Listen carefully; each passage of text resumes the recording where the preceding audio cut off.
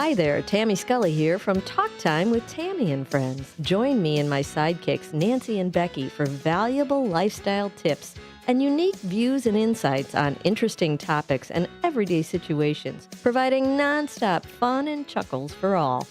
Get the scoop on consumer news, deep dive on current events, and learn about the newest economic trends, from exercise and gardening to music, travel, recipes, sports, pets, real estate, media, and everything in between. And it's all sprinkled with a healthy helping of bad dad jokes and interesting fun facts to boot. Tune in Mondays through Thursdays from 2 to 4 p.m. for a little fun, frolic, and infotainment. Join us, won't you? On the WRMN. Talk time.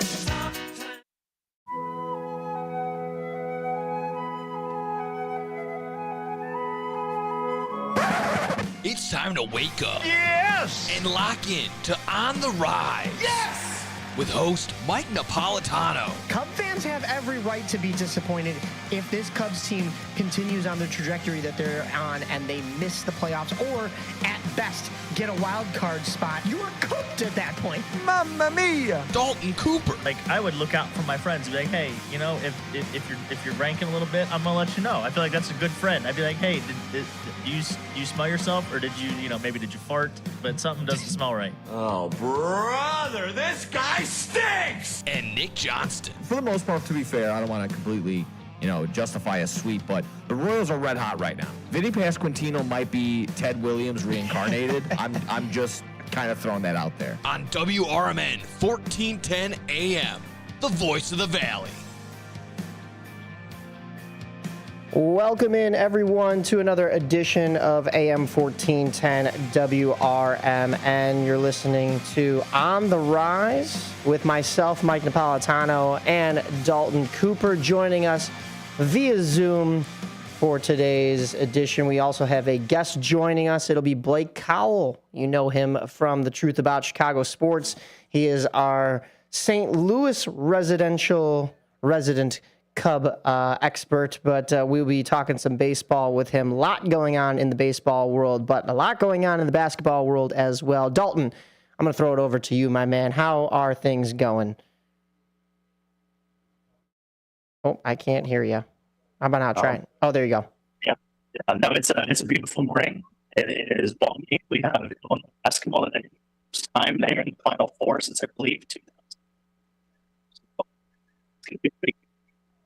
Well, we can kind of hear you, but the connection's a little choppy. Not sure if it has to do with the weather or if it has to do with what's going on. I don't know. Maybe on your audio side of things, but we'll try to troubleshoot. I have no idea. Oh, there we go. That's better. There we go. Gotcha. Okay. It might have been the connection. Big day for the Illini. That's all I got to say. Big day. Day indeed. This is what was that stat you were throwing out there? First time that the Illini have made it to the Final Four since... I believe 2004 is the last time they made it to the Final Four, making it this far, and it'll be interesting to see how it holds up, and I'm excited to talk about it. That was the stat that I had pulled as well, so that is such a huge accomplishment for Illini basketball. I know they came close last year, making it to the Sweet 16 and then the Elite 8, and then I believe 2 years ago was just a Sweet 16 appearance. But the huge matchup, they are the underdogs going into this one. So it is going to be some tough sledding against a very tough Huskies team with UConn. That is the second seed in the bracket on that side. Illinois, the third seed. UConn 33-5 on the regular season. Illinois 28-8. But this is March Madness. Well, now it's technically April Madness. And you got to kind of throw records out like any other sports playoffs where, anything could happen. But UConn is still the juggernaut. They hold that number 2 spot for a reason. 5:09 p.m. Central Time on TBS, True TV, and HBO Max. And then the other matchup later on this evening, 7:49 p.m. Central Time on those same channels, will be 1 seed versus 1 seed, Michigan versus Arizona. 35-3 Michigan taking on 36-2 Arizona. That one will be a dogfight. Yeah, no, that might be we might be in for the greatest Final Four game that any of us have ever seen with this Michigan Arizona game. That is not an exaggeration. There's going to be at least 10 pros on the court, in this game that, for the next 15, 20 years you'll see playing in the NBA. Maybe not star players, but you'll definitely see them, either as role players on benches or literally on the floor. So really looking forward to that game. And then just for the Illini real quick, I'm curious to see the game flow against UConn. Illinois, dating back through the tournament, has not given up more than 59 points in 3 straight games. So the last time they gave up more than 59 points was in the first round of the NCAA tournament. So just the amount of defense they've been playing. UConn got here by the way of the miracle of that shot they hit against Duke, something that'll live in March Madness memories forever. But that Michigan Arizona game, in my opinion, might be the de facto national championship game. So we'll see what happens. But yeah, that's a big game tonight at 7:40. I want to take you back to last year because I remember it vividly due to the fact that our buddy from Big Top Sports, Derek Geyer, who was on the show with us last weekend, he didn't understand the term. He had never heard the term going chalk, right? And it is a fairly newer term, I guess. But last year's tournament pretty much went chalk. And you could say that for half of the bracket here. I mean, when you have a 2 versus 3 seed, you could kind of say it too, because you're not really looking at a 16 seed making it all the way to the Final Four like you have had in some cases. But I think when you have that, you also have, somebody who, the running jokes are somebody who's going to be by day an accountant or a lawyer or something like that playing in this Final Four. Like, they're not going to make the NBA. But even in matchups like last year, you still had teams that had guys that were probably going to be, you had your NBA potential stars sprinkled in. You had your maybe G League superstars sprinkled in. You had your overseas superstars maybe sprinkled in. Who knows what their futures hold? This year, like you said, I think we have some real pros in the making on both sides. I want to take you through the Illinois, the Fighting Illini roster. So as far as this preview goes, they do have the Huskies as the favorites here. But actually, Fighting Illini are minus 1.5 in some situations. I'm showing them as 1.5 point favorites, the Illini, yeah. Yeah. That's what I'm seeing. People are saying the under at 139.5. But, I mean, your top performers in this one, Terrace Reed Jr. for the Huskies, and then Alex Caravan, averaging 13.9 points over the last 10 games. I think that's pretty good. Keaton Wagler, averaging 17.9 points, though, and 4.3 assists for the Fighting Illini. You also have David Merkovic, averaging 14.8 and 8.5 rebounds in the past 10 games. So, I mean, that is huge for the Illini. Huskies 8-2 in their last 10 games, averaging 71.2 points. And the Illini 7-3, averaging 82.8 points. So the Illini have that high-powered offense, but the Huskies have had a better track throughout these last 10 games. Of course, that comes down to matchups and opponents and stuff like that. And then, of course, that is a stat coming back from even before the tournament, because you lose and you're out. So both of these teams in this tournament are looking at staying in it and going undefeated as far as they possibly can to get to that actual championship, which the championship will be held. Give me 1 second here. I had those. It's Monday night. Yeah, I was going to say Monday night, but do you know what time? I was looking at the today's they usually scores. Usually this is like the national championship game that everybody kind of complains about, that it starts too late. So I think it's usually like a 9 o'clock start time. Yeah, could be 9 o'clock Eastern. Yeah. But you talk about okay. UConn's path here. They've arguably had the hardest path. I think statistically they had the hardest path to the Final Four out of the 3 teams left. I mean, they beat Furman, which, mid-major, whatever.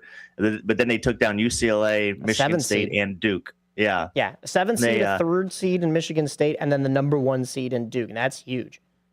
Yeah, no, and UConn is an anomaly this time of year. There's only been 2 teams in the history of college basketball that have won a national championship that were not ranked in the top 20 in defensive and offensive efficiency going into the tournament, and UConn is the only team to do it twice.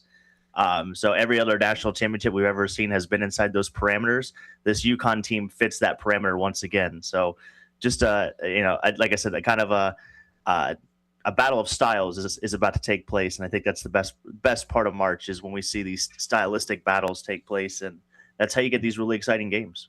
I imagine you've gotten to see this UConn team play more than I have. I've only tuned in for the U of I games, of course, being from Illinois and wanting to root on the Orange. But is there something, if they're not top 20 in both offense and defense, is there something about their game that you've noticed that has gotten them to this point? Is there something that they do that's unique that just kind of compensates for their maybe lack of stats in both of those departments?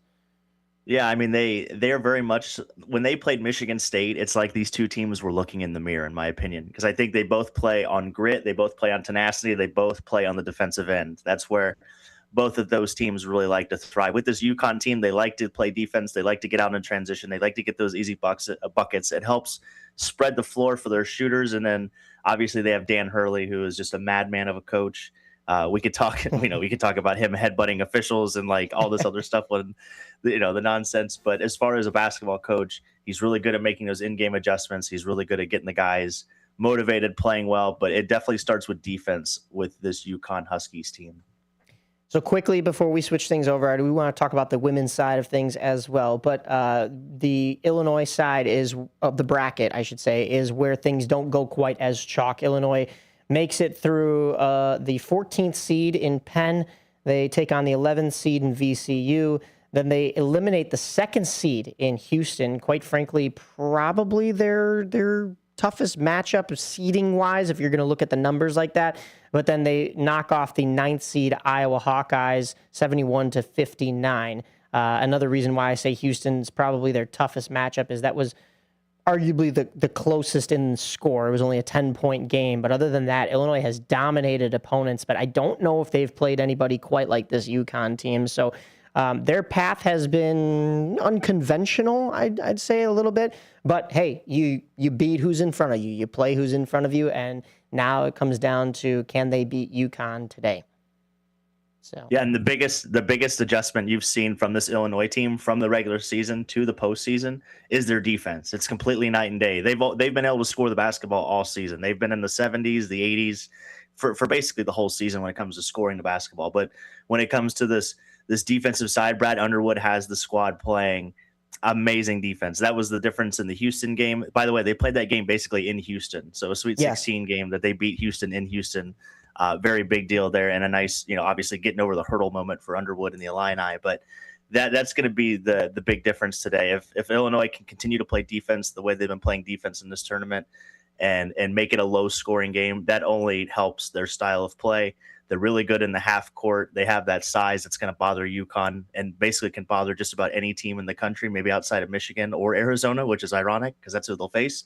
But yeah, it should be very interesting to see the Illini today. I think they pull this one out. I don't think UConn has the horses to run with Illinois. I think Illinois is just a little too deep. They've got 7 or 8 guys, and I think UConn's maybe got 4 or 5. And you talk about being battle tested. There was no better conference than the Big Ten this year. You can maybe argue the Big 12, but I mean, when you look at how the bracket shaped out this year, the Big Ten dominated in the bracket. So I think to say Illinois is a little more battle tested than UConn, I think I'd maybe agree, just because the Big East is not exactly what it used to be. So I don't think you'll see any fear from Illinois when it comes to playing UConn. It should be good. We've also talked about, maybe this is more on the women's side of things, but the different conferences you start to see, and actually somebody we covered over this past summer. I'm actually drawing a blank on the name of the podcast, but it was Indiana Fever. Give me 1 second. I'll look up. What is her name? The one who plays alongside Caitlin Clark. I'm drawing a blank. Sophie Cunningham? Sophie Cunningham. That's who it is. Yeah. She went on a podcast and she was talking about, at least on the women's side, how you get to see that the different conferences play different styles. Maybe some teams are a little bit more on the physical side of basketball. Some teams are a little bit more on the skill side of basketball. Some teams mix those two and have a hybrid style. But, I mean, yeah, on the men's side of things, yeah, just as you said, you're seeing it from the Big Ten, just all around. You see Michigan on the other side of the bracket. They made short work of pretty much everyone that they faced. In that first round, Michigan 101 over Howard, who only scored 80. Michigan 95 points against St. Louis. They held them to 72. That was the 9th seed. And then Michigan, the 1 seed, taking on Alabama. Yeah, the Alabama Crimson Tide were the 4 seed. Michigan still put up 90 against them, held them to 77. And then, the 6th seed in Tennessee, short work, 95 to 62. That's how Michigan got here. And they haven't scored less than 90 points in a March Madness bracket game yet. So will they get that done against Arizona? I don't think so. Real quickly, Arizona's path here, 92 to 58 over Long Island, the 16th seed. They played the 9th seed, Utah State, 78 to 66. And then a 109 to 88 victory over the 4th seed, Arkansas Razorbacks. And then Purdue. Listen, Purdue, I'll give them this. They finally got over the humps they were supposed to, and they didn't choke early like they have in previous seasons. But they ran into that top seed in Arizona. It was the 1-2 matchup, and there was no upset. A 79 to 64 win for Arizona. So you could kind of say that went chalk a little bit. And that's how we have a 1 versus 1 matchup on that side of the bracket, Arizona and Michigan tonight. But who do you have in this one? Do you think Michigan still gets it done with that high-powered offense, or do you think Arizona, they've scored the most points in a game with 109 over Arkansas in this tournament, but Michigan just has been consistent with that high-powered offense. Yeah, and one of the stats that I was looking at too, Michigan leads the tournament in assists over any team by a very large margin. I think it's like 15 or 16 more than the next closest team. So the way that Michigan runs their offense, spreads the basketball around, they're really tough to beat. They have Yaxel leading their backcourt, who is a 6'7" guard or 6'7" forward, can really handle the ball, puts a lot of pressure. Michigan might be the biggest team in the tournament as far as like size wise. Their starting 5, I think their shortest player is like 6'4" or 6'5". So it's basically an NBA lineup that they present. But I still think the depth of Arizona is probably where Arizona can win this game. I think Arizona's got probably 7 or 8 guys in their rotation that could play in the NBA, as opposed to Michigan, where it's more like 4 or 5. But just something about this Michigan team. They've been amazing all year. They haven't stubbed their toe much. The only thing that has really tested Michigan this year has been teams that shoot the 3 ball really well. Arizona is not one of those teams. Arizona does not shoot threes. They really don't take a lot of threes. They don't make a lot of threes. They're more of a, in the paint kind of half court offense team. They do like to get up and down in transition, obviously, with their defense, but they do play a lot in the half court. So I think that will favor Michigan a little bit. And I like Dusty May in this spot. He's been here before. He took FAU, to the Final Four a couple of years ago, came up a little bit short against San Diego State. They probably should have won that game and been playing for a national championship, which would have been insane for Florida Atlantic to be in the finals. But no, I think I like Michigan here. I did take Michigan in my bracket, full disclosure. So I'm kind of taking the homer pick here. I was going to say, a little biased. Yeah, a little biased, but I still think they are the better team. Like I said, this might be the greatest Final Four game that we could. It's got the makings. It's got the players. It's got the coaches. It's got the storylines. I mean, when you have 2 teams that have combined for 5 losses heading into a Final Four matchup all season, it's destined to be a great game. So I like Michigan here. I think it's going to be close. I would probably take the over if you had to put a gun to my head and make me choose. But this should be a great game either way. No doubt. I want to switch over to the women's bracket because talk about going chalk. We had a 1 seed versus a 1 seed on one side and a 1 seed versus a 1 seed on the other side. When it came down to the Elite 8, it was also a 1 versus 2, a 1 versus 3, a 1 versus 3, and a 1 versus 6. So quite exciting. Unfortunately, Illinois was out much quicker in this tournament. They only made it to the Sweet 16. They got knocked off by the number 2 seed Vanderbilt. Vanderbilt then got knocked off by Notre Dame, so a lot of Chicagoans may have an affinity to the Fighting Irish right over the border. They did get knocked off, though. They were that 6 seed that made it into that Elite 8. They got knocked off by the 1 seed UConn. UConn was on a tear, and even though I mentioned this tournament went chalk, that doesn't mean it hasn't been exciting, because you got a rematch from last year's championship in the Final Four. That was UConn versus South Carolina. Of course, UConn coming up big over South Carolina last year.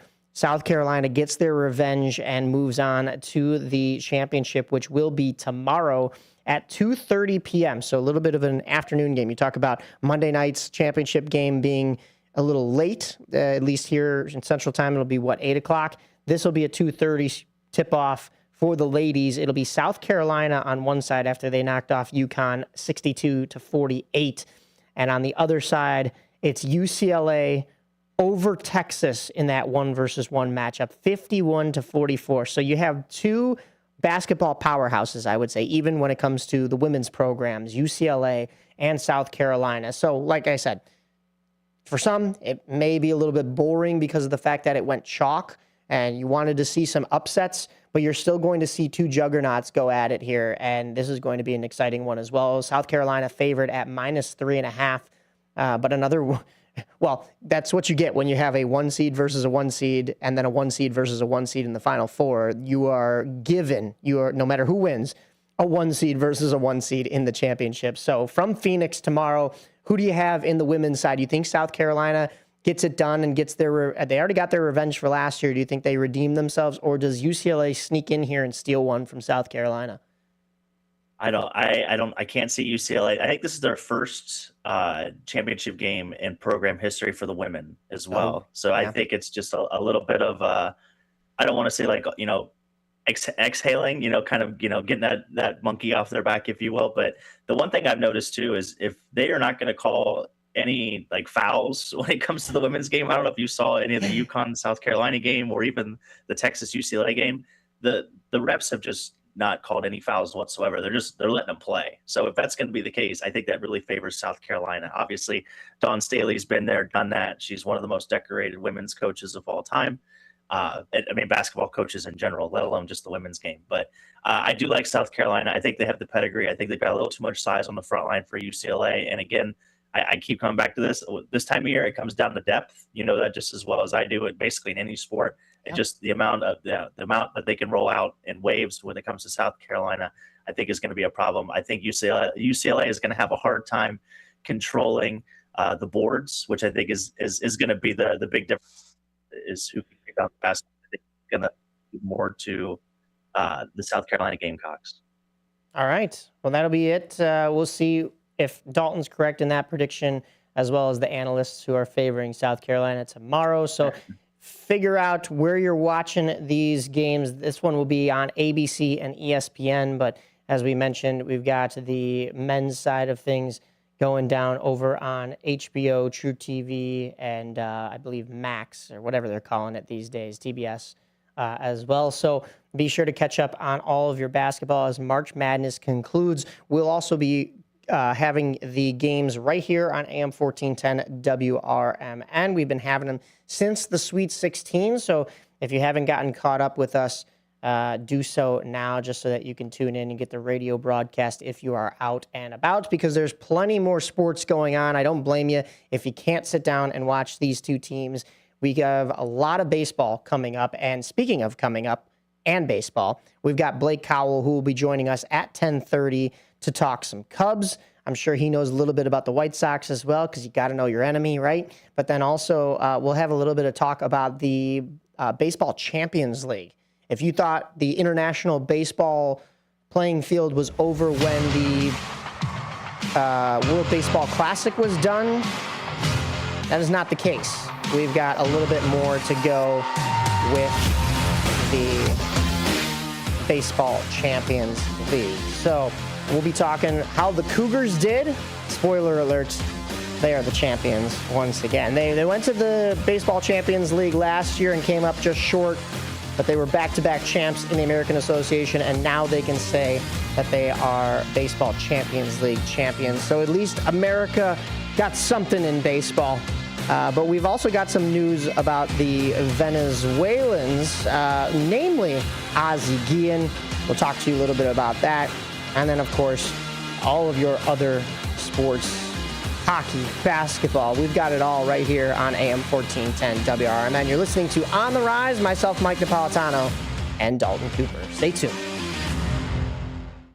Are you suffering with anxiety, depression, PTSD, an eating disorder, or even a substance abuse problem? If it's causing problems at work or with your family, get help now at Insight Mental Health and Wellness. We can help and treat all types of depression and mental issues. We'll help you use your insurance to get away from it all to a beautiful, sunny, and tranquil vacation-like environment so you can recharge yourself. And with a Family Medical Leave Act, you could take the time off you need from work. Plus, with the Affordable Care Act, your treatment could be 100% covered. If you're suffering from any kind of anxiety, depression, PTSD, eating disorder, or even a substance abuse problem, use your insurance and get away from it all. Come to sunny California. Call Insight Mental Health and Wellness now. 800-419-0287. 800-419-0287. 800-419-0287. That's 800-419-0287. At Britain's Touchless Car Wash, they know life gets busy. That's why they're here 24/7 to keep your car looking spotless, fast, and easy. Their advanced brush-free wash technology delivers a sparkling clean without a single scratch, because they treat your car like it's their own. Here's the best part. Right now, you can get a free car wash just for joining their text club. It's simple. Just text BRITT to 30400, and your first wash is on them. Britain's Touchless Car Wash has two convenient locations, 1923 Larkin Avenue in Elgin and 555 Willow in West Dundee. They're proud to keep your car clean while giving back to our community. Text BRITT to 30400. That's BRITT to 30400. Now for your free car wash, and see why Britain's Touchless Car Wash is the fast, gentle, and reliable choice. Most people out here think that taking care of one another is important. And most people would step up for a neighbor going through a tough time. Most people around here help out friends and family when they need it. But the funny thing is, most of us won't look for help when we need it. If you're struggling with mental health, you should know that there are resources out there that can help. And it's okay to talk about it if you need to. One place to get started with information is loveyourmindtoday.org. Loveyourmindtoday.org offers a range of guides, instructions, and insights for dealing with difficult situations or getting through a tough time. If you're struggling with mental health, get the help you need, because most people out here really care. Visit loveyourmindtoday.org. That's loveyourmindtoday.org. Brought to you by the Huntsman Mental Health Institute and the Ad Council. A recent Gallup poll indicated that 38% of Americans are putting off health care because of financial concerns, the highest ever recorded. I'm Dr. Bob Martin, here to serve you every Sunday afternoon from 1 to 4. Millions of Americans are seeking health advice that will not cost an arm and a leg, so I offer health tips and advice absolutely free. Listen to my show, Sunday afternoons from 1 to 4 right here on WRMN, AM 1410 and 96.7 FM, the voice of the Valley. Ready to tackle your junk piles? Call the Junk Luggers. From old furniture to entire cleanouts, we do the heavy lifting. And here's the best part. We rehome and recycle as much as possible to keep it all out of landfills. Feel good about your cleanout the green way. Call 1-800-LUG-JUNK or visit junkluggers.com today for your eco-friendly, stress-free service.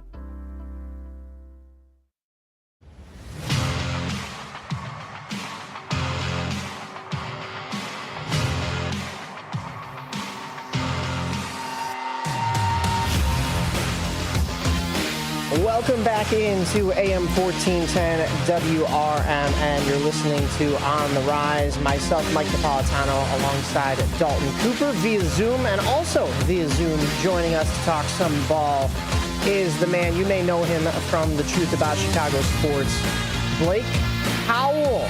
Blake, how are you, my man? Can you hear me? I'm doing good. Absolutely. It's been a great week of baseball just starting up for everybody here in the Chicagoland area. But I know for your Cubs, it was a little bit of a slower start than they maybe anticipated. But how are things looking on the north side with this Cubs team that is expected, maybe poised, to take the NL Central? Frustrating. That's how I'd say it in one word. This team so far is frustrating, Mike and Dalton. They've alternated wins and losses for the first 7 games of the season. So that's always right. That's always interesting. But that's why you play baseball every day, because every day is different. But when it starts win loss, it's tough to get on a run that way. Welcome to my baseball world of frustrating, because being a South Sider, it's not much better. And we'll get into the White Sox in just a little bit, but I want to stick with our North Side coverage since we have you here. This Cubs team, we saw knock off the Padres in a wild card series last year.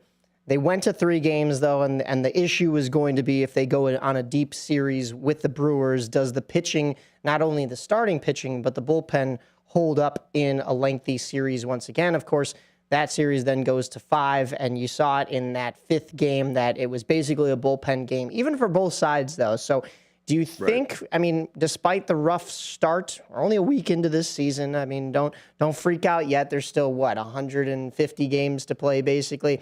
Do you think that this Cubs team has improved on the pitching aspect of things? I know there are some injuries that we'll get into, but do you think that this is going to be enough down the stretch, or do they have to make some moves throughout this season? Well, they're gonna have to make some moves. I gotta add the context around the question, because if you would have asked me 2 days ago, I would have said absolutely. But if you were watching the game yesterday, Cade Horton leaves with what they call right forearm tightness. I'm not a doctor, so I will not speculate too hard. But that usually isn't the best sign for Tommy John, because your forearm directly is connected with your elbow, which is where the Tommy John injury happens. But we did get a little bit of positive information after the game. He said it started in the wrist, and then he started to feel a little bit in the forearm. So I guess, again, not a doctor, so I'm not going to speculate. He feels optimistic, and if he feels optimistic, then I will at least trust him a little bit. However, last year, Justin Steele said the same thing before he was out for the season and into this season as well. So a lot of parallels there that do suck to hear, but I'm not going to overreact yet. I'm going to let the doctors do their thing. I saw you had reposted from, is it Cody that you have as your co-host for your Cubs talk?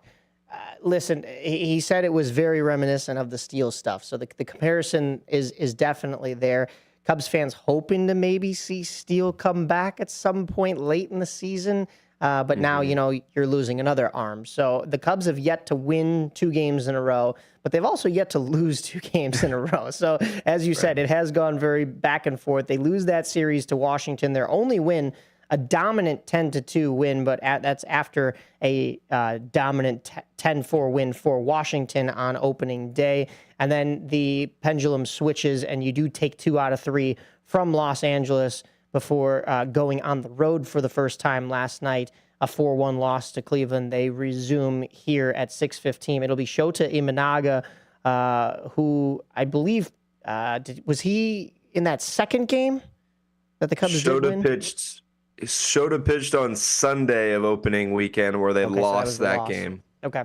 Yeah, he didn't. He was credited with the loss. I didn't even see that. I was looking in the win column, but of course that was one of the games that they fell. So we'll see his second outing if that gets any better. But switching over from the pitching to the offense, even despite some of the losses, it seems to have been there. I mean, I'm seeing a lot more teams play small ball this year. Have you seen that out of the Cubs, or are there still a lot of the big hacks looking for the long ball? I mean, when you sign a guy like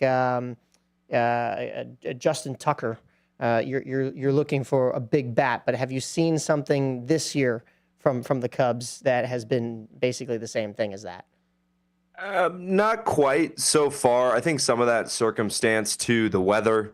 Playing at Wrigley Field in March isn't always conducive to seeing the ball fly out of the ballpark. Now, I will say they've gotten a couple 70-degree games. I know opening night was 70 degrees. Opening day, which I was at, started at 70 degrees. It eventually went down to around 40 and got a little rainy, but we stuck it out nonetheless. But I would say this for the offense is that is going to be the biggest question mark, for me at least, to start the season, because you don't have Kyle Tucker anymore. And you replaced him with Alex Bregman, Yep. which I've said myself. I think Alex Bregman is an asset to the offense, an asset to the team. However, you have guys who are assets to teams, and you have guys who transcend offenses. Shohei Ohtani transcends an offense. Guys like Juan Soto can transcend an offense where it's every ninth batter, you have an absolute problem on your hands. And people game plan around that, man. You look at Barry Bonds. He got intentionally walked with the bases loaded because they knew what kind of damage he could do. So you look at a guy like Alex Bregman, and you're just not going to get that. You're not going to get that level of respect as some of the top players in the game. I will say this, though, too. Seiya Suzuki hurt in the WBC. That's a big piece that we are missing to our lineup right now, and it does kind of show. Because when you look at the lineup every day, you're seeing Carson Kelly in the 4-hole, or you're seeing PCA start in the 4-hole, who I've never seen as a 4-hole hitter. I've seen him either right at the top or toward the bottom, just because I think his skill set fits that better. Ian Happ is batting third right now, which I consider myself an Ian Happ supporter, although I put him in the same bucket as Alex Bregman of you're going to see a lot of hot streaks out of this guy, but his colds are ice cold. His OPS right now is second on the team, but that's a lot from his first couple home runs he had in the series. So as far as the offense goes, you're going to need to see them put up crooked innings to get a chunk of their runs, because so far, at least, I don't see this team as a team that can consistently beat you in the head with a hammer every single inning of putting together at bats, working walks, moving guys over. I think that happens later in the season when it does warm up a little bit. But so far, it's a crooked inning, or they're only scoring 1 or 2 runs, which isn't what elite offenses do. I had a Freudian slip. I said Justin Tucker, but yeah, it is Kyle Tucker was who I was referring to, and I'm glad you went the route I was kind of leading you towards. There's that obvious replacement of one former Astro with another, and Alex Bregman was the big signing over this offseason to kind of fill that same responsibility that Kyle Tucker was supposed to have with the Cubs, and that maybe the price tag, of course, was a little too high for the results that you got. Good for him that he did get paid. Unfortunately, he goes to the evil empire, the Dodgers. But you get a guy that is hopefully going to be a little bit healthier, especially with all the injuries that this Cubs lineup has. Now, injuries are part of the game. You got to play with it. We've seen it on the South Side for a number of years. Is how many times did White Sox fans, including myself for a number of years, say, this team looks great on paper. This team looks great on paper. But if you total up on paper how many games that they were out due to injury, you never had that roster on the field. And when they were all on the field eventually, the magic sort of fizzled out. And I mean, honestly, that downfall should be studied. I'm not even sure how that White Sox team goes to where it got, but we're in a whole new era for the White Sox now. We will get into them in just a second. One more thing, though, that I wanted to touch upon this Cubs team, going back to the pitching, we saw a big name for Venezuela for the Cubs in that World Baseball Classic. Daniel Palencia on the mound as Venezuela wins the World Baseball Classic. He was kind of slated to be that closer. Obviously, with the back and forth, you don't get to see him necessarily every game, but have you gotten a chance to see a little bit from him in the early goings here in this season? And what do you like from Palencia? Daniel Palencia is a really interesting player, and you can kind of trace that back to last season because they used him as a closer to start when he first took over that closer role, and then when they released Ryan Presley and that really wasn't working out, he kind of steps in, throws hard, wipeout slider, electric stuff. We saw that on the World Baseball Classic stage. There's a little bit still that concerns me with command, because there's some times where he kind of pulls his fastball and he'll miss glove side, because if he's throwing right-handed, he's missing glove side. He kind of pulls that fastball, and you see him rely on that slider a little bit too much in certain circumstances. But like you said, too, when you're winning and losing every other day, it's tough to really hone in on anything mechanical or anything what I've seen so far this year. But I will say this. I love what he brings to the table. I think if he stays healthy, because he got injured a little bit last year, he's one of the top closers in the game. I don't know if I'm putting him in the class of like an Edwin Diaz or a Joan Duran with Philadelphia, but if you want to put him in that second tier of just electric stuff that can wipe out 1, 2, 3, throw 3 guys to the chair, 3 strikeouts right out of the gate. I still like him in that class, and I'll still put him in that class for now. We just need like I said, we just need the offense to give us those leads so we can see him every day. All right, one thing, we'll kind of include Dalton into this conversation because I saw a wild game between the Reds and the Red Sox. One thing that applies to both the pitching and the hitting side of the game has been the ABS system, the automated balls and strike system, the new challenges. Yes, tap in the head to get the call. It's quick. It's fast. We talked a little bit about this last week with White Sox hitting coach Derek Schoman, but I mean, what have you liked about this? I mean, I think this is a great addition to the game, including, I mean, I know people were a little bullish on, some of the changes that were made to the game to speed things up in the past couple of years, whether that's been the pitch clock, the larger bases, the shift rules. I know I was a big fan of still including the shift because, hey, if you're a major leaguer and you can't hit the shift, then you just can't hit the shift. And maybe, I don't know, maybe you should be a major leaguer. But as far as what they've added is, when it comes to pitch clock and now this ABS system that is quick. It's not, a huge delay of game like we see in most other sports where, we got to take it to a review. We're going to go to New York or we're going to go to Toronto, whatever.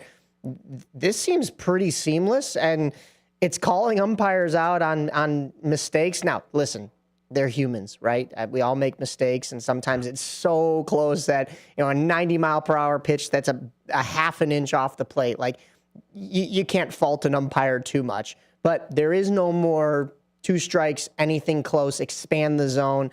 What are your thoughts on adding this to the game, and have you liked it through week 1? I was recently on a podcast, the Monday Morning Cub Show, every Monday morning. Go check it out. I was recently on that last week, and we were doing early season grades, and one of the grades was, what would you grade ABS? And I graded it a C because I like it. I don't love it, but I also don't hate it because to me, it feels a lot like timeouts in football, right? What drives people nuts when you take timeout, when you don't use all of your timeouts at the end of a half, or you don't use all your timeouts at the end of the game, and you're screaming at the TV, timeout, timeout, timeout, timeout. That's how I feel with some of these batters because late in a game, you see some high leverage spots, and it's more early in counts where batters won't challenge early in counts. So I do wonder what is talked about in these dugouts or in these clubhouses if a manager says, hey, Alex Bregman, Dansby Swanson, Ian Happ, you're the vets. You guys know the strike zone better than maybe PCA or some of these other young guys, Matt Shaw. You guys get the challenges. You guys get the first cracks at the challenges, but you can't use them after the 5th or before the 5th inning. You have to use them with runners in scoring position. You can't use them in the first 2 pitches. I will be very interested to see how that philosophy is throughout different teams as the season progresses. Because I want to say that right now the Orioles lead the league in challenges with our challenges overturned with like 13 or 14, and a majority of them are coming from the catcher. So there's a philosophy behind it. In baseball, there's hitting philosophy, fielding philosophies, baseball philosophies. So now in a weird way, we've self-invented a new philosophy of baseball of how are we going to use these challenges? What high leverage spots will affect the game the most, and how can we get the most out of these challenges? So I like it. I don't love it. It still feels a little rigidy. I saw on Talking Baseball with Trevor Plouffe and Talking Jake with the John Boy Media guys, they made an interesting comment about this feels like a weird in-between period of at some point the ump behind the plate's just going to be gone. And right now we're just testing it out, and eventually he'll be gone altogether. I tend to agree with that because if we're using it for one pitch, we have the technology to use it for all pitches. So we'll see how it progresses. Dalton, I'm curious to hear your thoughts on this. I see you smiling over there. Oh yeah. Can you hear me well, by the way? Yeah. All right. So CB Buckner, Dalton. CB Buckner. Yeah. He's in the shed. He's had a tough week. When you get like 6 calls wrong and then you get hit you get drilled by a foul ball, that's never a good week. But I had the thought earlier this week on ABS. Do you think that this is going to be the next like bargaining tool as far as signing players or building teams as far as like I don't want to say the poor man's approach, because, obviously we're probably going to have a salary floor at some point. But now I'm looking at it as, is this going to be the next like bargaining chip, for agents, for managers, for, front offices, like, hey, we want to assemble guys who have, a 75% overturn rate, or like guys that, they have a certain challenge percentage. I think this is going to be like the new quote unquote nerd stat of baseball, if you will. Because, baseball is all about stats, analytics, wherever you can find your edge in your lineup. I think this is going to be the next big thing. I think it's electric. I mean, you see the crowd reactions and the way that it kind of interacts with the game, and you can kind of watch it from that regard. So I do see what you mean by it kind of feels like a timeout, but at the same point in time, I think it's quick enough to where it doesn't take away from the game. But that was kind of my big takeaway so far, is that it's going to be interesting moving forward. I want to see how it's implemented in the off season, and like how teams are going to use, the power of who's actually got a good eye in building lineups that way. And you were correct, by the way, with the Orioles. I was looking at it right here. They're the overall best ABS team when you combine batter, pitcher, and catcher ranks. They're the number one overall team. They're like 80%, it looks like, in their ranking or percentage correct. So I think it's going to be a new way to approach at bats. It's going to be a new way to approach baseball. And I think it's good for the game. I could definitely see, like I said, your shortcomings, but I think overall, I think it's a good advancement. I think it's a good addition to the game. Yeah, I think so too. And I like how you added to it. It's an addition to the game, right? It doesn't take away from the game. And going back to the philosophy thing, the Orioles could be telling people in their clubhouse, be aggressive. Like, we trust you to do that. I've seen the Cubs. It almost feels like they're scared. Like, it almost feels like they're unsure of themselves. Like, oh, I don't know if I'm allowed to do this. Okay, I'm going to try it. The Orioles could be like, hey, rip it. We trust you to do it. XYZ, Basayo, Rutschman, whoever in that lineup, you're good to roll. You can do it. The Cubs, it's a little skittish. So as time progresses, I think we'll fine-tune it and get better. But like you said, it doesn't take away from the game. So that's why I don't hate it. It doesn't make the game worse. I think the biggest thing that I've noticed too is the art of framing is going to be dead in 2 years now. There's no such thing as framing the ball anymore, because you can just challenge whether it was or was not a strike. So that's kind of the big thing I've noticed as far as like the shifting of the game, is that kind of element is getting taken out. So I think, like I said, going back to the point where it's like, those percentages are going to be more of a talking point than, how many strikes can your catcher save you, as opposed to how many strikes can your catcher actually get you, kind of thing, which I think is going to be very interesting. Well, that and like umpire politicking with catchers. Yeah, right. I mean, you go back and you shake the umpire's hand, and those catchers, like Yadier Molina, he's down by me in St. Louis, and there's a reason why he's an all-time great, because he was great with relationships with umpires. He could frame the ball. He could throw runners out from anywhere, but you earn those calls as you earn your respect. So now a guy like Salvador Perez, who has 15 years of catching experience in Major League Baseball, 10 years, whatever it is, that kind of got thrown out the door this season, because now it's like, well, yeah, it's Salvador Perez. I want to give him this call. Like, I've known him for 10 years. I've always given him this call. You know what I'm saying? So that does, like, again, I think that part of it takes away from it, but that's not really an on-field product that I care about as much as getting the call right. Yeah. The next fantasy league, by the way, that we're going to implement in baseball is the ABS challenge leaders for batters. Like, maybe that's going to be the next, instead of the home run. Yeah, instead of the home run pool, maybe we'll do the ABS challenge pool. Be like, whose guy can go, 15 for 15 on the season and get every challenge right. That'd be fun. Right. All great points, gentlemen. And I would have to agree with Blake long term that I think it's a C, because I don't want to see, the umpire behind the dish go away. I think there's still that human element that's needed. I think there are some things that maybe need to get worked out with this going forward. But I do like the challenge itself. I like how they've used it. I like how they've gotten the crowd involved, like Dalton said. I also like how there is that strategy to it that Blake is talking about, where it is kind of like, your timeouts in football. So you might have fans sitting there screaming, use the challenges, right, when you've got them, including regular challenges. Like we saw the White Sox challenge a play yesterday, and they lost their challenge on a tough call about a stolen base at second. So there is an added level of strategy to an already very strategic and chess-like sport that is baseball, and we'll just see where this evolves to from here. And it definitely is going to change the game about framing and all that. We asked Derek Shulman last week about, the confidence in the White Sox locker room of, who's getting the green light to use this. Kind of like Blake's saying that there may be some limitations in that Cubs lineup of who is getting to use the challenge, who's confident enough. I like the confidence aspect. As some players they know something's not a strike. Like, Dalton's Reds and Eugenio Suarez knowing every single time CB Buckner's making that call that, no, that was not in there. I'm challenging it right away. You're not striking me out. I like the confidence there. So there's positives and there's negatives to it, just kind of like all things. So we'll see how that evolves. But boy, oh boy, the 2026 MLB season has started, and that is an understatement. I mean, we got that World Baseball Classic. People were revved up for baseball.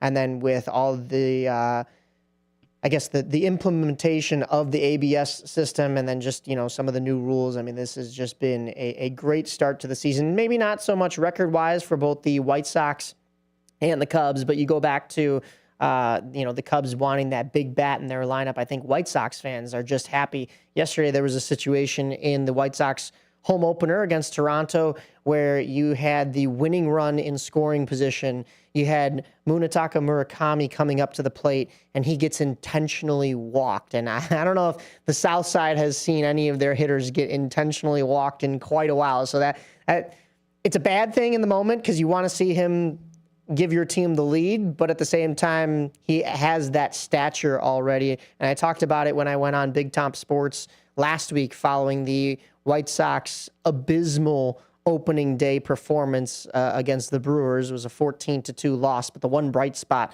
was Murakami getting walked twice. Not intentional walked against the Brewers either. Mizorowski walks him twice. That just shows he's got the confidence to stand in there against one of the best pitchers.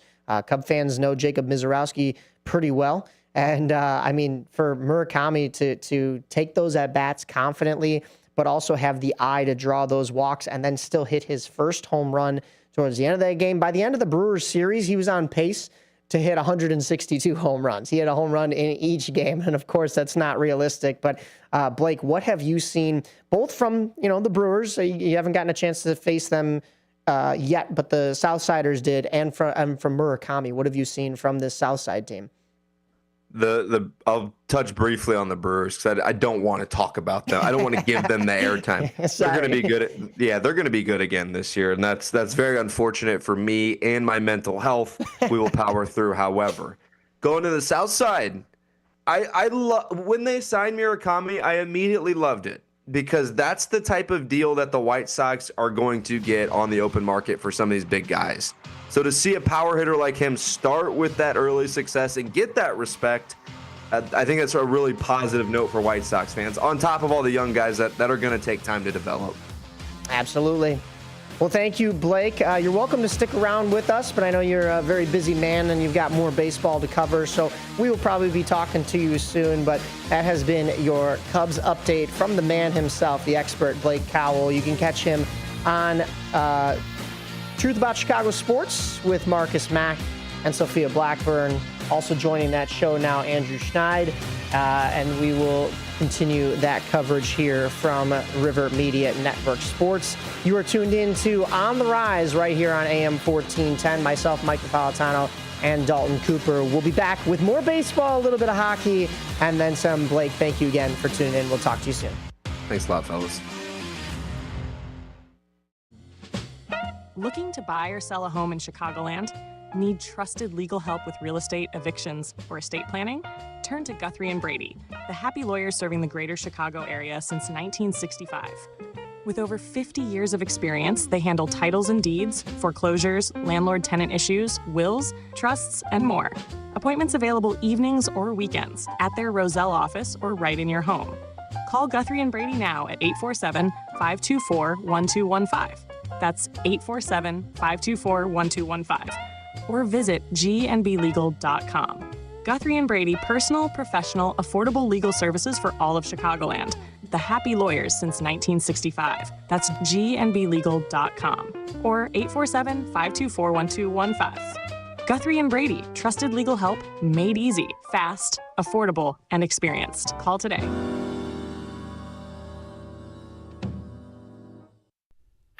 Your hometown radio station since 1949. We are WRMN AM 1410, Elgin time, 11 o'clock.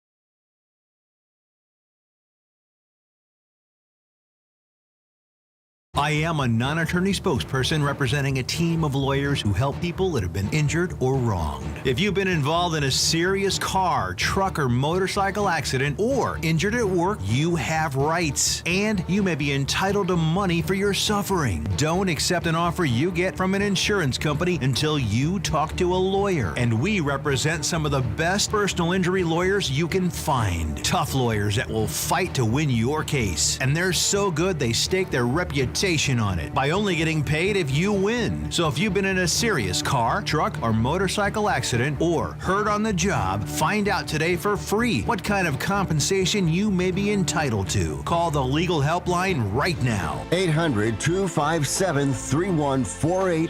800-257-3148. 800-257-3148. That's 800-257-3148.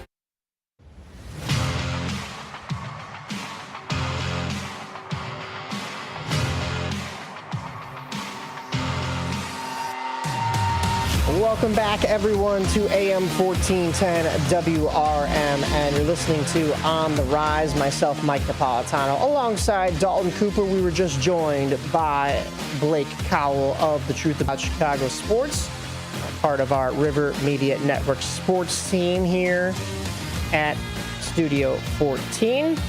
We've got a little bit more baseball to go here for you today. I've got some baseball myself, as I will be at the White Sox game today. And by the way,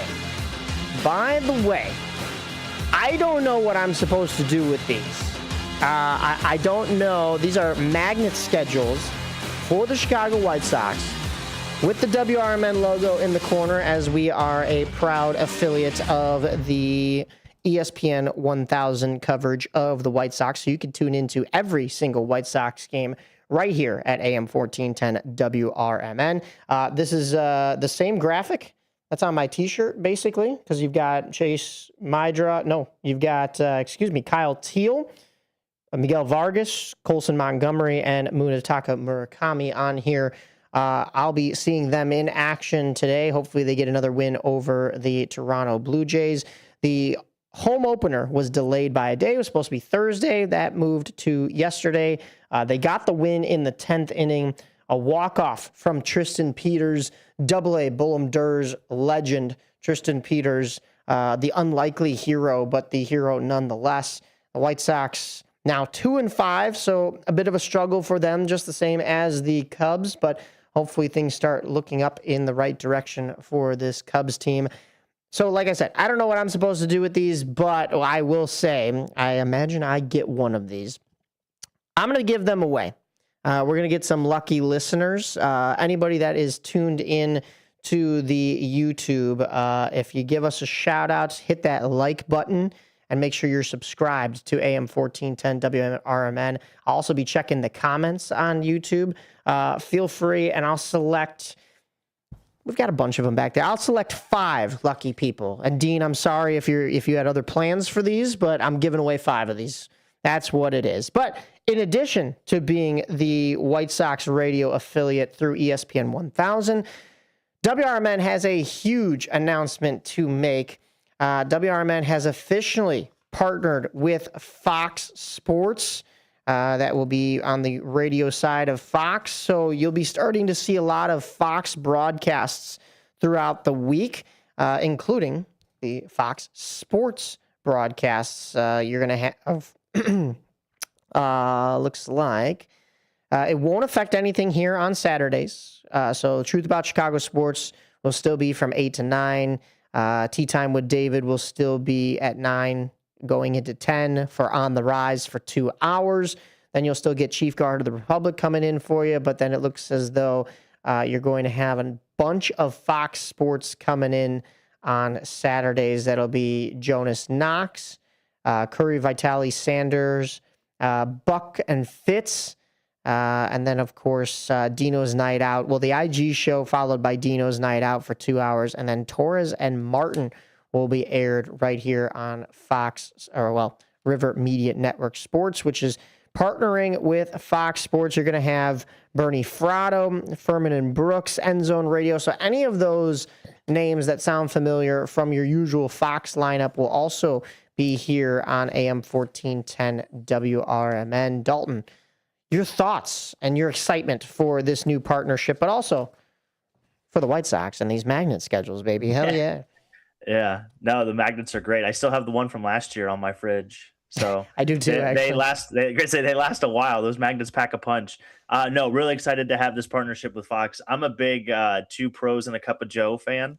Okay. With LeVar Arrington and Brady Quinn and Jonas Knox. I think that's a really good morning show, especially in the sports world. I like hearing all of the former NFL players kind of discuss everything. But no, it's a great partnership. We're excited to see what happens and what it can do with WRMN and Fox Sports. Obviously, allows us to bring a little bit more national coverage to the station as well, which is great because that way it goes on the airways. People are, it starts with the college basketball stuff and just kind of continues from there. So really excited. Should be awesome for us. And then, you'll still get all the hometown coverage from, everything from the Sky to Kane County to Schaumburg to everything in between that we'll provide. That just means that WRMN is the place for quite literally everything. I mean, we have accreditation to go and cover pretty much every single team within the Chicagoland area. We've got, shows talking about pretty much all of that, in addition now to not only the partnership with ESPN 1000 and the White Sox, which also leads into Bears season. We had all the Bears games broadcast here from AM 1410. And then as long as those games don't interfere with timing, we will also have all of the Fox lineups. And that includes everything nationally that you need to know about sports. Internationally, you've got some NIL talk, so a lot of money going around in the NCAA schools these days. So, I mean, you're going to get pretty much everything. Football, basketball, everything that WRMN already brings you, in addition to Fox's great coverage. So excited to be a part of that going forward. And we'll see. We'll give you more information as things go on and what that will necessarily bring. But one thing that we're going to be bringing is still our same great coverage here from AM 1410 WRMN. And one more thing about these magnet calendars. So these are going to be given away at a White Sox game, but they're not going to be the ones that have the WRMN logo on them. So if you want our specific ones, you can only get them from us here. If you want those 5 that I'm going to be giving away, feel free to jump in the chat, make a mention, make sure to like or subscribe, and I'll go ahead and check the YouTube after that. We'll announce the winners probably next week. I think the actual magnet schedule giveaway at the White Sox is either Monday or Tuesday of this week. And then it might be, it's got to be early because, I mean, who's going to want a calendar, 4 or 5 weeks into the season? So if you want them now, get them from us, and I will announce the winners next week, and we'll get them out to you hopefully before then so that you can catch up on all of your White Sox baseball. We talked a little bit of White Sox with Blake Cowell. I'll talk a little bit more here just briefly. The White Sox drop that opening series with the Milwaukee Brewers. I was in attendance for opening day, a 14-2 loss. At one point, the White Sox were leading 1-0. And that, unfortunately, did not stay that way. We talked to Derek Shulman last week about a little bit about that game and trying to limit the strikeouts on the batting side of things, but also limit the walks on the pitching side of things. And the White Sox did that for the most part. Unfortunately, in the conclusion against the Milwaukee Brewers, the White Sox were leading towards the end of that game. Yikes. I don't know how you blow this. The White Sox are leading they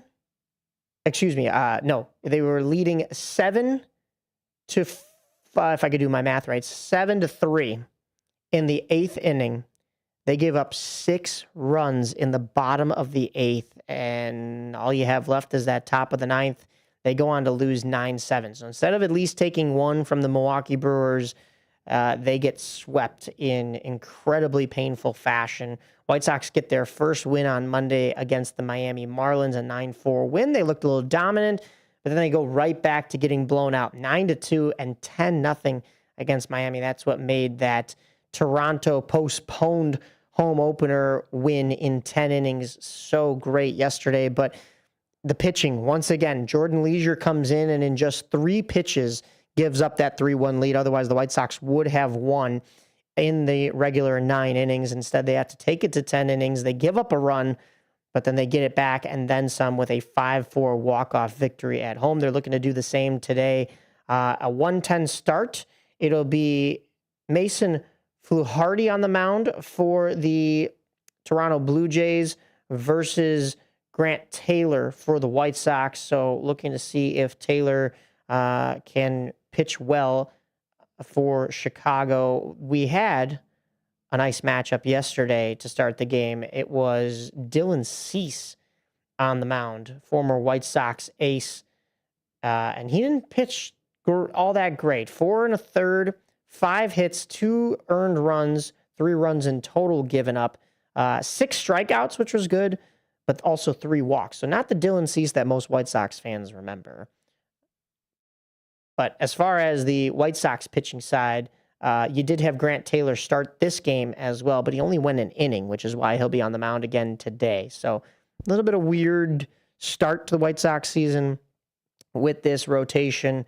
But I'll transition off the White Sox now as we look forward to seeing them in action this weekend. I'll be there tonight and tomorrow against the Blue Jays, and then they host the Orioles coming up Monday, Tuesday, Wednesday. I'll be in attendance Tuesday as well with our correspondent, Tony Lopez Tilo.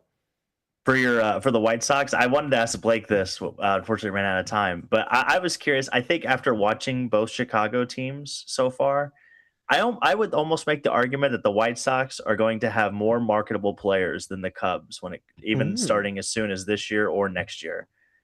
I don't know how you feel about that. I feel like the Cubs are aging a little faster than what they would have liked. And I think a lot of if they were stocks right now, I think I would start buying stocks in the Sox, thinking that, it might hit that ceiling that we're all hoping for sooner than the Cubs will. But that's just kind of my thoughts and my takeaway so far. Unbiasedly, I would probably agree with you. Being a White Sox fan over a Cubs fan, I'd still make that assessment the same, even if I had no stake in the game. But I think, you make that stock comparison. I think the reason that it looks like stocks on paper is just because of the fact that, you don't want to buy a stock high, right? And that's where the Cubs are right now. They have the playoff expectations. They are playing good baseball that I think will turn into great baseball going down the stretch, and they'll make that postseason appearance once again. So don't count the Cubs out, but I think Dalton is right. I think there is a little bit of an older roster there, a little bit of aging factor. The youth is there, though. We can't overlook Pete Crow Armstrong, who is going to be the face of that Cubs organization going forward. But the youth around him, we'll have to see. Is it injured? Is it healthy? Is it still there? I don't know. As far as the White Sox youth and marketing players, yeah, for sure. Munetaka Murakami comes over. Colson Montgomery finally gets things figured out last year going into this year and has become that solidified shortstop. Chase Mydroth has, basically risen out of nowhere after that trade with the Boston Red Sox. Miguel Vargas is still very young. And then now you have Luis Angel Acuna Jr., excuse me, not the junior. I'm thinking of his brother, but Luis Angel Acuna. Listen, yeah, there. Once again, though, that's on paper. So I'm not getting too ahead of myself here, and I'm not going to look at the White Sox and say, what is to come. But should they be on that trajectory? I did get a chance to speak with White Sox Vice President and General Manager Chris Getz yesterday, and the question I asked him, I said, what is it about this White Sox identity this year that is going to be different than last year that I think fans will pick up day one from getting to see them at home? Because it was a rough first week. White Sox go 1-5 on the road to start the season, but you go up against a really tough team in Milwaukee and a team in Miami that made a push for the playoffs last year and came just short. So now you have to come home and play a team that played in the World Series and were 2 outs away from winning it in a Game 7, followed by a Baltimore team that we talked a little bit about with Blake that, had that same kind of rebuilding phase as the White Sox, and we're looking to have this be a little bit more of their window than what is actually, out on the field right now. But Baltimore is still a worthy opponent followed by 4 games against a division rival and a Kansas City team that has gotten a boost from Bobby Witt Jr. and why am I drawing a blank on Vinny Pasquantino, my good old paisan from the World Baseball Classic. So I think Kansas City takes this division, no doubt. It's a weak Central Division. But do the White Sox, can they sneak some wins in there? And I hope that is the case, but I'm not going to hold my breath. Chris Getz's answer, though, to that question was, this is going to be a watchable and enjoyable team. And I'm paraphrasing here, of course, but he said he thinks that there are some things that need to settle down and get into place here as we're only a week into the season. So is he right about that? So far, fans would say no. But I think this is a long season, and that could turn around and become the case. Like you already saw what we talked about, the bright spots in some of the young players, whether that's Murakami or that is Chase Mydroth or Colson Montgomery. I'm excited about those few. Yeah, and you didn't even mention Chalowski, who's probably going to be on the south side, right before your very eyes, and he's been raking at UCLA so far. Every White Sox fan I know has been watching the Big Ten Network just to watch Chalowski play. So that would be, I think, we've got a car alarm going on over here. I don't know if the viewers can hear it. Nice. Apologies, but hopefully somebody fixes that soon. That would be the pick. You have the first overall pick. It's basically a no-brainer. I really hope the White Sox don't screw this up because the White Sox have been known to screw other things up in the past. One of those recently being how Frank Thomas was omitted from the Black History Month post that the White Sox made. I don't know. Probably, arguably, your best player in franchise history, and you omit him. I know that there's some politics going back and forth between Frank Thomas and the organization. It's unfortunate to see for sure, but now Frank Thomas has turned around and is suing the White Sox for the merchandise that was put out with his name on the back, whether that was the City Connect 2.0 jerseys, pretty much anything that has Thomas on the back of it. So we'll see how that plays out. I know there's some bad blood there. But yeah, the White Sox have been known to make their mistakes for sure. So let's see. Let's not count any chickens, and let's hope they take Roch Chalowski first overall. But I'm once again, I'm not expecting the White Sox to go chalk here, basically, to use that phrase again. And maybe they pull a rabbit out of their sleeve. I don't know. I hope it is Chalowski. I'll just say that. But one other news for the White Sox that was good, that they didn't drop the ball on. In fact, WRMN, myself, really covered this story last year, if you can call it a story. During the 2005 20th anniversary year, I asked Ozzie Guillen, because, of course, Mark Burley was getting a statue. He had already had his number retired. It was once again honoring a member of that 2005 team and beyond. I mean, he pitches a perfect game. He's got a no-hitter. He wins the World Series for the White Sox. In one of those games, he came in relief in the 14th inning after having a number of libations in the bullpen because he wasn't due up, and he had already pitched his game in the World Series, and he was probably going to go for Game 5 or Game 4, and the bullpen needed some help because they were going into extra innings. It's the World Series, and sure enough, Mark Burley has to get out there with some liquid courage. He did it once again at Banana Ball last year, so that ties into this story because first off, I had asked Ozzie Guillen, who do you believe from that 2005 team will be the next to be honored, whether that is jersey retirement or statue for the White Sox, namely from that 2005 team. And in Ozzie Guillen fashion, he said, me. It's got to be me. I love Ozzie for that. Then I asked that same question to Mark Burley at Banana Ball, and he said, it's probably Ozzie. And we have a clip coming out. I got a chance to interview Ozzie Guillen yesterday. We have a clip coming out on Instagram and Facebook later on today. I'm sorry, Dalton. I haven't posted it just yet. That's on me. But we have it coming out later today in which Ozzie Guillen said that Mark Burley was a big part as to why it is official. Ozzie Guillen will have his number 13 retired by the White Sox on August 8th. and he will be cemented in White Sox history as the first ever manager whose number will be retired by the club. So congratulations to Ozzie Guillen and the entire Guillen family. And this is huge. Just another date to circle on the calendar for the White Sox. Yeah, just another way for Ozzie calling his shot, too. You know, Ozzie loves being right. Yeah. Nobody loves being right more than Ozzie. So the fact that he called his own shot basically a year in advance, it almost makes you think that maybe he knew something that we didn't, you know?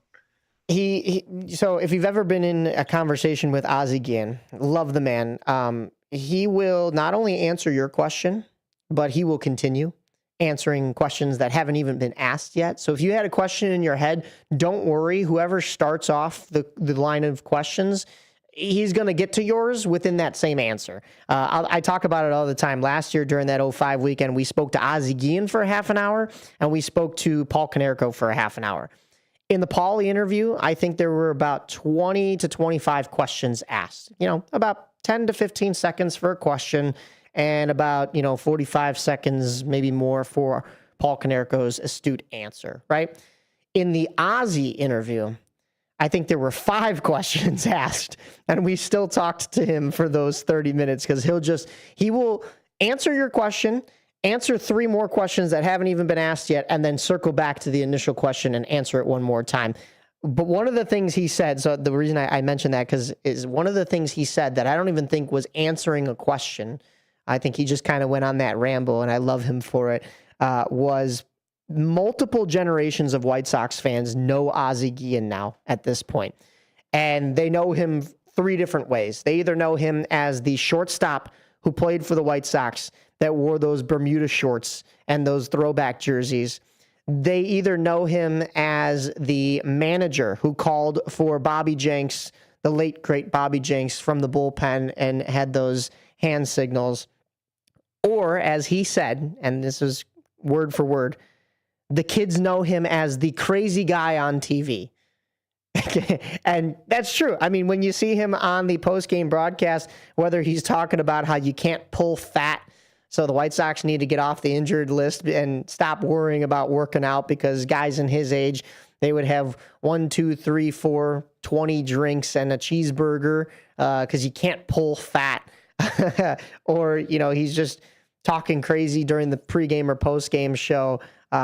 There's multiple ways to know Ozzie Guillen, that's for sure. But you saw him get emotional yesterday as his former teammate gets to read off that, I think it was Scott Podsednik on the broadcast. We were in the booth and I couldn't quite see. I know Scott Podsednik was in attendance. All the stars were Jim Thome, Harold Baines, Scott Podsednik. But I think it's usually Gordon Beckham on that broadcast with them, but I believe it was Scott Podsednik that read that off for Ozzie Guillen yesterday and made the announcement that August 8th, 6:10 against Cleveland, but the ceremony will happen before the game. Ozzie Guillen, number 13, going up into the rafters. Congrats to Ozzie. I didn't know they had rafters at the at the stadium. That's news to me. I guess, well, they used to have the retired numbers along the wall in the outfield. Yeah. They still have the statues out on the concourse in the outfield, but then now they have the Ring of Honor, the numbers that are retired along the, I think it's the 300 level. I'll be there today. Yeah, it's right below me in the press box, and I know we're 400 levels, so I don't know what you consider that, but all the numbers are up there, and it'll be right next to Paul Konerko's 14, and of course up there with the league-wide retired Jackie Robinson's number 42. That is still one of the greatest moments in baseball, even if our buddy Nick Johnston thinks it may be the Mountain Dew partnership, right?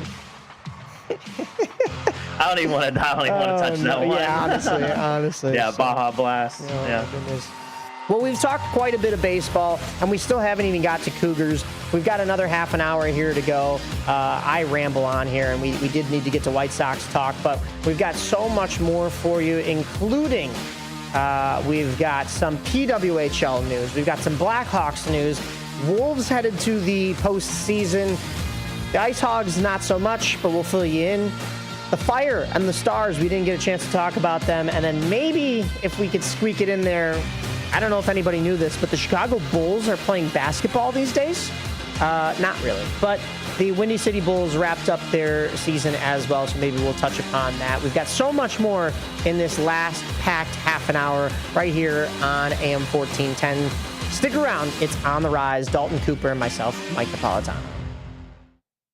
Hi, this is Sherry Aschenbrenner, Vice President of Dementia Friendly Elgin Area. Everyone knows somebody living with dementia. Caregivers and friends of those with dementia are always welcome at our Elgin Area Memory Cafe, always the second Tuesday of every month at 4 p.m. to 5:30 p.m. at the South Elgin Public Works Building, 1000 Bowes Road in South Elgin. Also, Dementia Friendly Elgin Area gives free 20-minute dementia awareness trainings to local businesses, church groups, to bunco groups. Just invite us. If you'd like to get put on Sherry's senior email blast list, please email us at dfelist@gmail.com. Also, you can go and visit our website at dementiafriendlyelginarea.org. Tune in to Sherry's Senior Moments radio show on the second Thursday of each month at 9:05 a.m. until 10 a.m. on WRMN AM 1410, WRMN Radio app, or WRMN Radio on YouTube. That's Sherry's Senior Moments, providing resources and information for our seniors in the community.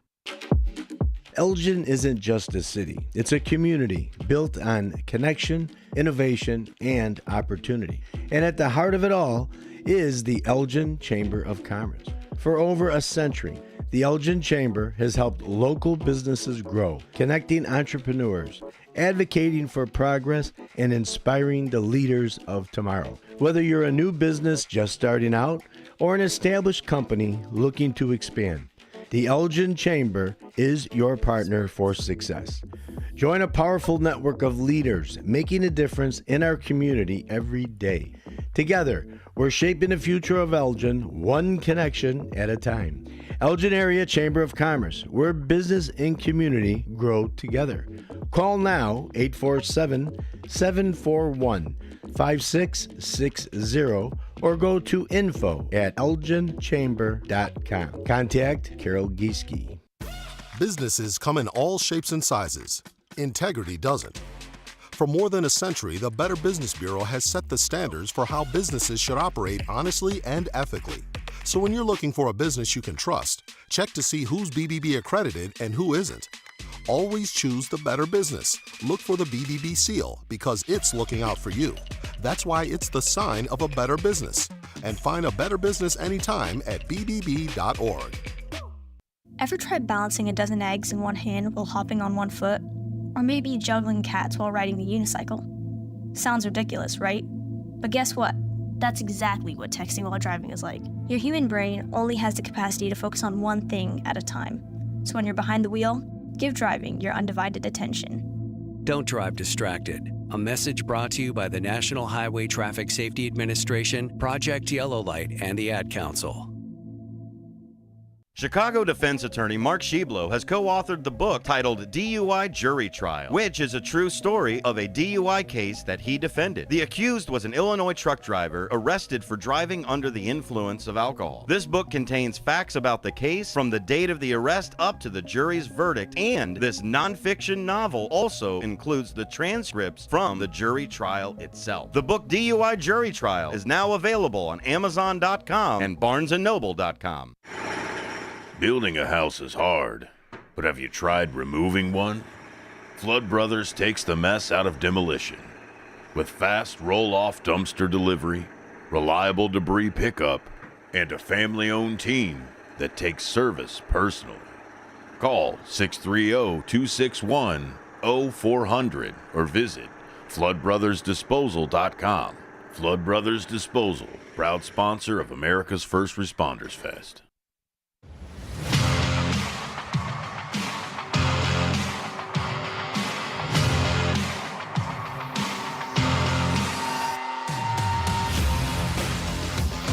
Welcome back, everyone, to On the Rise here at AM 1410 at WRMN, partnered with ESPN 1000 and the Chicago White Sox and the Chicago Bears, but also now a Fox Sports radio station. You can follow us on all of our socials. That'd be AM 1410 WRMN on Instagram, on Facebook, And then also make sure to give a follow to the On the Rise page on both of those, including TikTok as well. You can follow myself, Mike Napolitano, on all of those platforms, except for TikTok. I don't really use TikTok, but it's just Mike Napolitano on all of those. Also, Dalton Cooper on those as well. So be sure to reach out to us because I've got magnet schedules to give away for the Chicago White Sox. So be sure to jump on in either the YouTube. Make sure you give this video a like, subscribe, and make sure that you guys are jumping on in. We've got a couple of comments in here. White Sox are terrible and will be bad for at least another decade unless the team is sold because they don't want to spend money for players. So what's your opinion? Listen, trains, planes, and automobiles. I don't think it's going to be a whole nother decade. I think that there is something building here. I think when Justin Ishbia takes over, we will possibly see a little bit of a change and hopefully maybe a change of scenery as well. We didn't really dive in too much to the relocation news that came out for the White Sox, but we've done plenty of White Sox talk. So I'm going to jump on over and let's get over into some hockey. Last week, we covered the PWHL coming to Chicago for another takeover. It was the Seattle Torrent versus the New York Sirens. Seattle, despite being lower in the standings, gets the 4-1 victory at the Allstate Arena. This was the second takeover. If you remember, we were in attendance to cover the December game between the Minnesota Frost and the Ottawa Charge. That was, of course, Kendall Coyne and Taylor Heisey, Kendall Coyne Schofield and Taylor Heisey in attendance for that one. A couple other local ladies in those two games, especially on Ottawa as well. There was one local lady for the New York Sirens, but we didn't get a chance to talk to her. That was Lindy Lobdell. They didn't have her in the post-game pressers. We will have more content from those post-game pressers coming out, but it also wasn't the players of the game either. So I think, I don't know, was it pre-picked?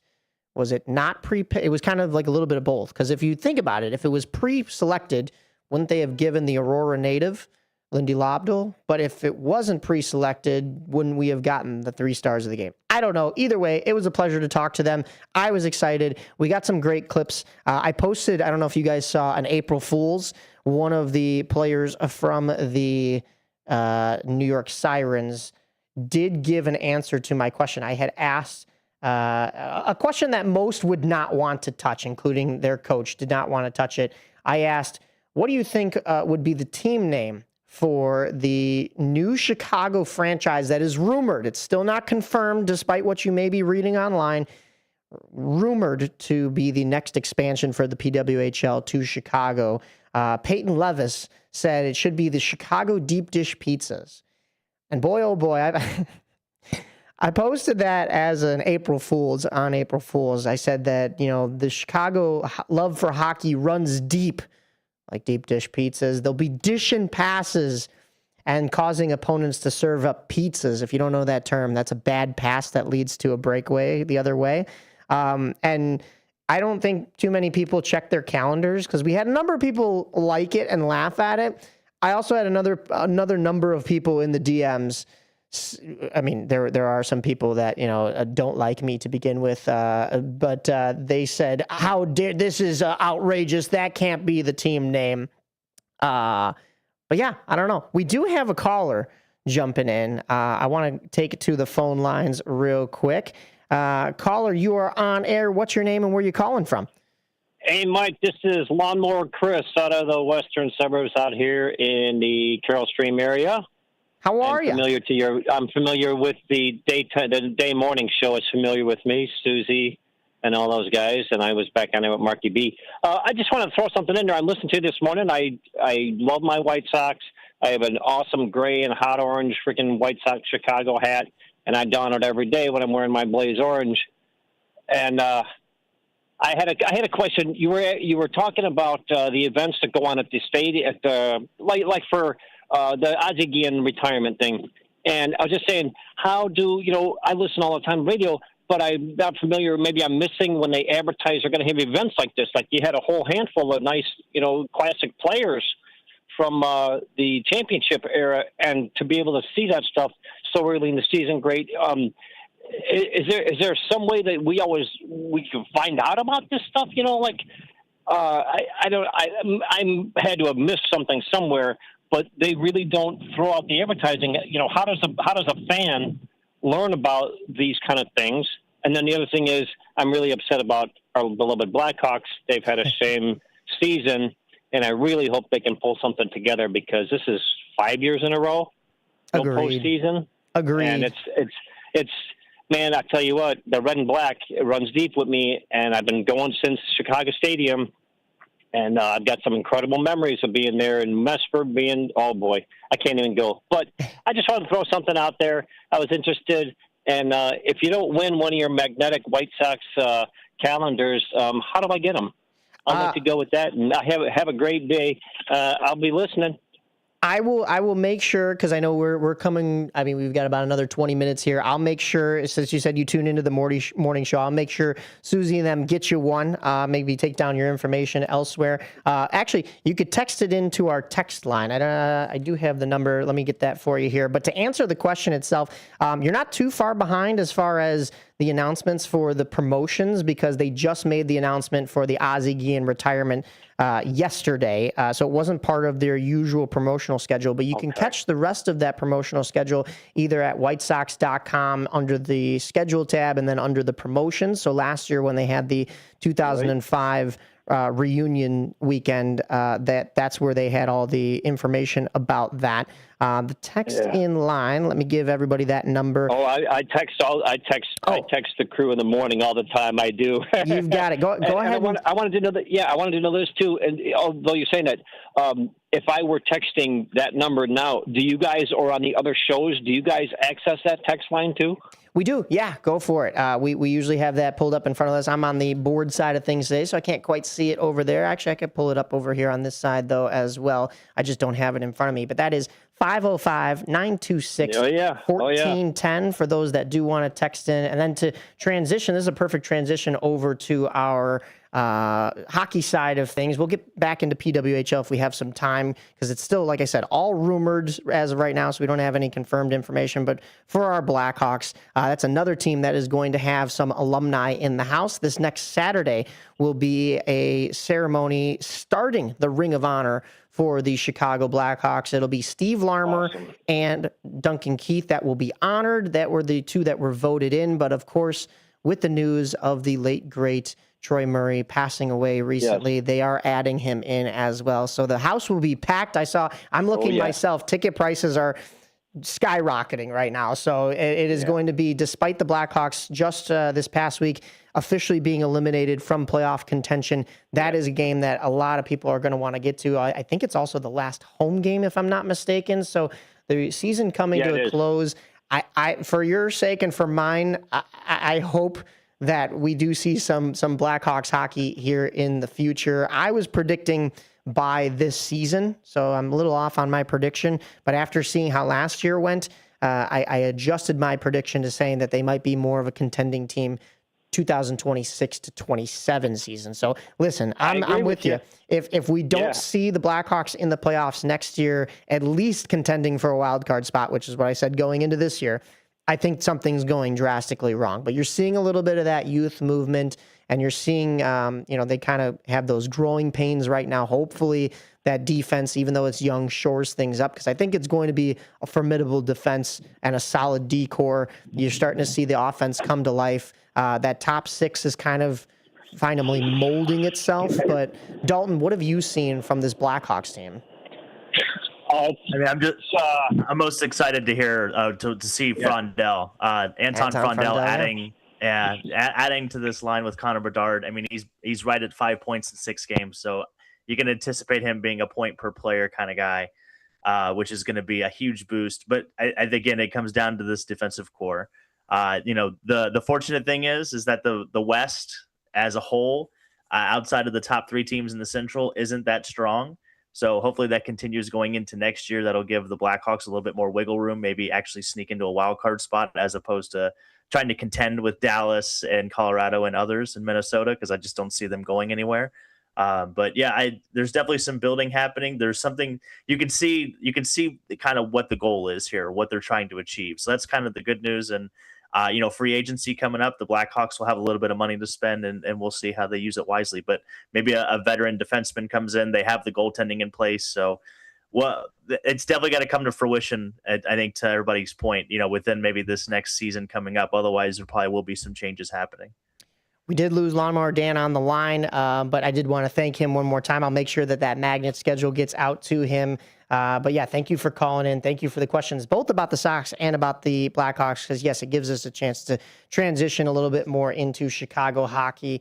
And it's been a busy week for the Blackhawks, not only getting knocked out of the playoff contention, which, is not the greatest of news, but you also got to see the Connorverse between Connor Bedard and Connor McDavid, and then also another return for former Blackhawks captain Jonathan Toews. He was in the building Tuesday night with the Winnipeg Jets. The Winnipeg Jets were also at the Cubs game last Sunday.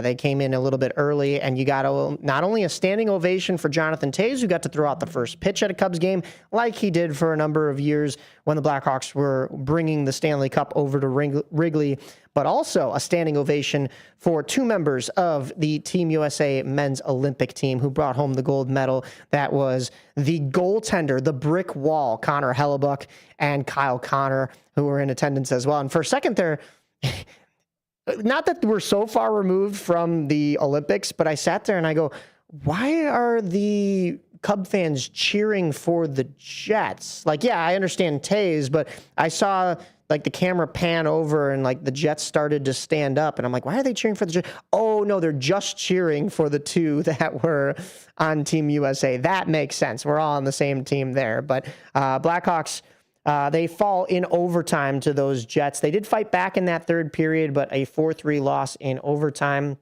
And then the Blackhawks eliminated from the playoffs with that loss, a 3-1 loss against the Oilers. But listen, I mean, they fought in both games. What you're seeing, like Dalton said, Frondell has been a great addition to this team already, and you're going to see him put up a number of points, I think, next year with Connor Bedard, and also joining that young defensive core who is producing at every level. We got a chance to talk to him at the AHL All-Star game, Nick Lardis.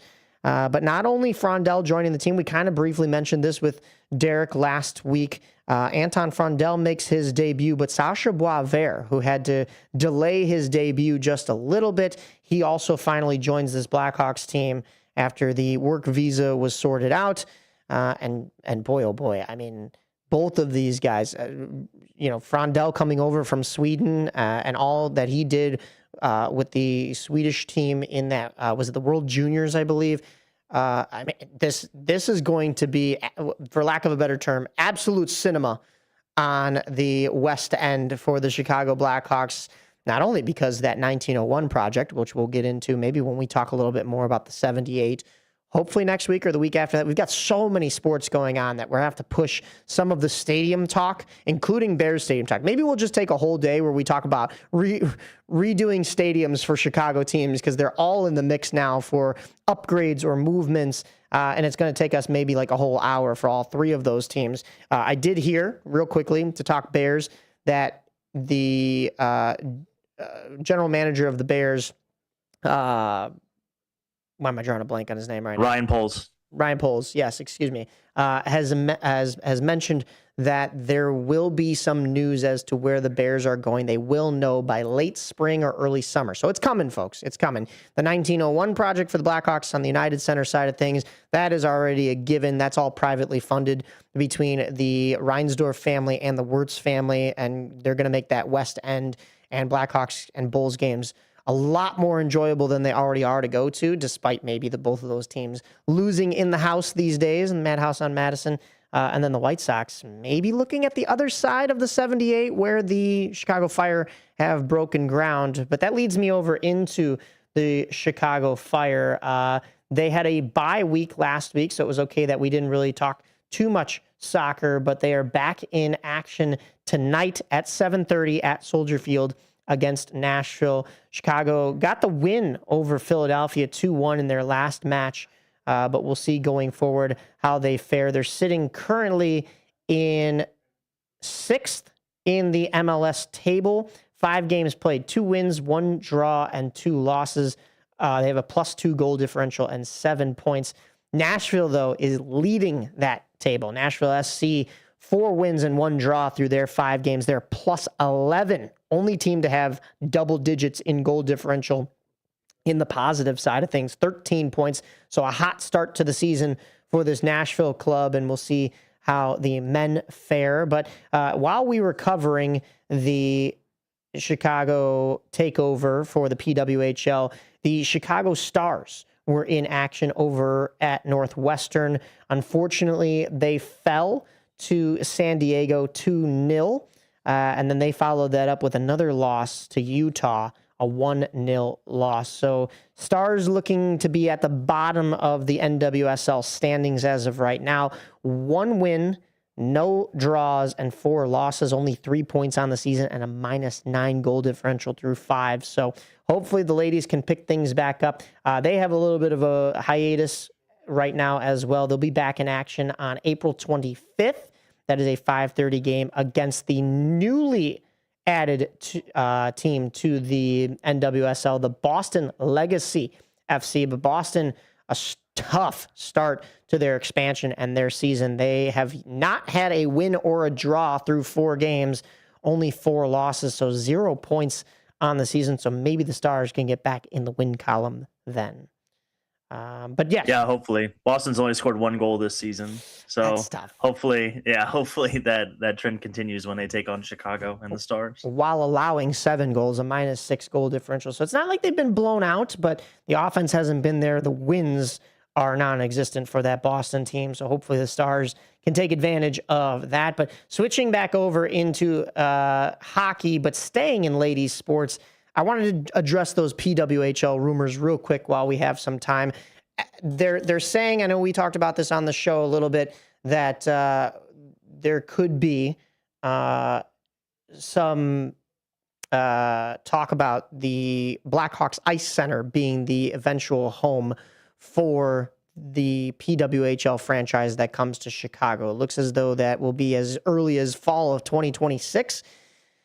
Well, that stadium itself, USG or UGS Arena, I forget the acronym, excuse me, but that was built, a 2,000-seat arena for the Chicago Steel, who currently play right here in the Fox River Valley over at Fox Valley Ice Arena. They will be leaving there to go closer to their owners, the Wirtz family. Now, the Blackhawks can't own a USHL team.